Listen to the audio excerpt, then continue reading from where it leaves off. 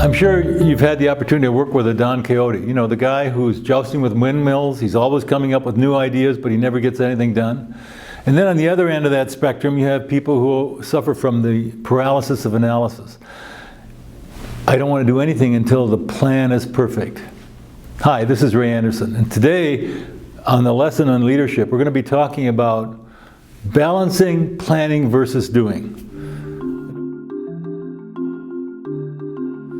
In order to really succeed in a business, you have to be able to understand that the Don Quixote types will never get anything done, but the people on the other end of the spectrum will always struggle with trying to do something new because they're trying to get perfect.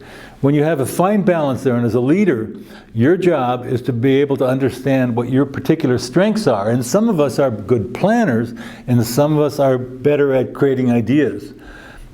Neither of those is good or bad, but in order for you to succeed in your organization, you have to build a team around you that's capable of being able to execute on your ideas, or the other way around, for you to find people who can create ideas so that you can execute.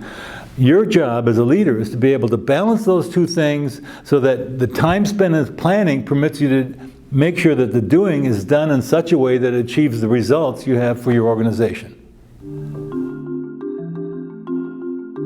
I'd like to share a little story that might help us understand this planning versus doing in a way that makes sense to everyone. Imagine, if you will, that we're deciding to go on a boat, and the captain has just announced that he doesn't know exactly where we're going, but it's going to be a fun trip, and you're welcome to come aboard. And I understand there might be some storms going on, but don't know exactly when that's going to happen. Your confidence in getting aboard that boat is probably very limited.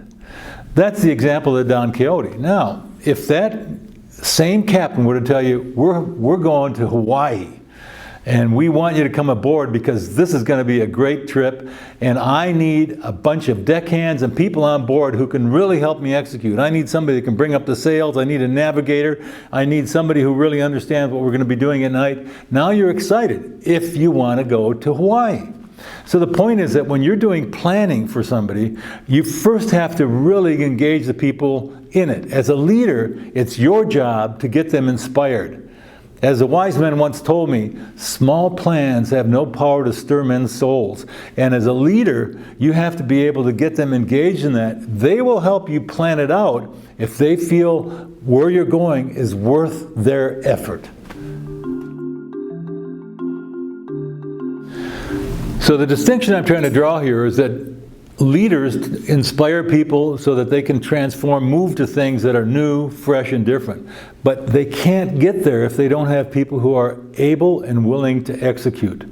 And people are not always the same. So good leaders understand that they need people who are able to execute and do things in such a way that their vision they've had will be executed in a way that makes sense. I always love John F. Kennedy's call to the nation to say, we will put a man on the moon at the end of the decade, not because it's easy, but because it's hard and we can do it. And the point is that in doing that, he engaged enough people who had the execution skills to literally go through 1,000,000 things they didn't know and get them figured out. So by the end of that decade, 1969, America put a man on the moon.